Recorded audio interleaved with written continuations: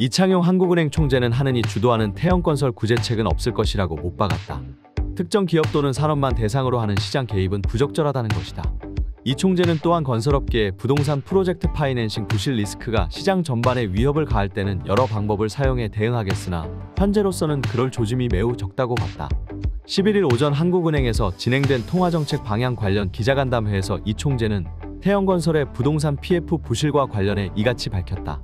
한국은행은 시장 안정성에 충격이 가해졌을 때 정책적 대응을 하는 기관인데 지금 상황이 시장 불안을 가져올 정도는 아니라는 것이다.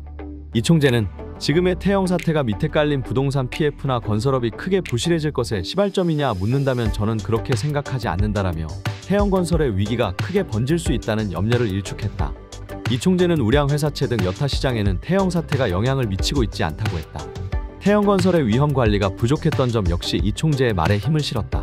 이 총재에 따르면 태형건설은 다른 건설사에 비할 때 부채 비율과 자기자본 대비 부동산 PF 보증 액수가 차별화될 정도로 높은 수준이었다.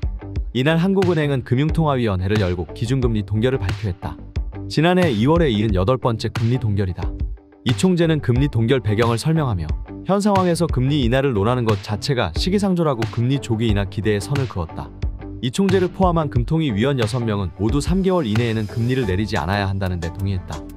발표 전 부동산 PF를 포함한 부실 대출 문제 해결과 경제 성장률 제고를 위한 금리 인하 가능성도 제기됐으나 금통위가 금리 동결을 결정한 것은 소비자 물가 안정을 시급한 과제로 보고 있기 때문이다. 지난해 12월 소비자 물가는 전년 동월 대비 3.2% 상승했다. 11월에도 전년 동월 대비 소비자 물가 상승률은 3%를 넘었다. 한국은행은 2% 소비자 물가 상승률을 목표로 잡고 있다. 한국은행이 물가 안정을 강조하는 것은 체감 물가가 소비자 물가 지수보다 평균적으로 0.7%포인트가량 높기 때문이다. 소비자 물가 지수가 2%로 떨어지더라도 국민이 느끼는 물가는 3%대에 달한다. 이 총재는 고금리 기조를 꾸준히 가져가는 것이 부동산 가격 연착륙을 도와 가계부채 추가 발생을 줄이는 데에도 효과적일 것으로 봤다. 한편 논란이 된 신생아 특례 대출에 관해서는 제도 자체는 좋은 제도라면서도 소득 수준이 안 되는데 돈을 많이 빌려주는 것이 젊은 사람을 도와주는 것인지 심각하게 생각할 필요가 있다고 우려를 드러냈다.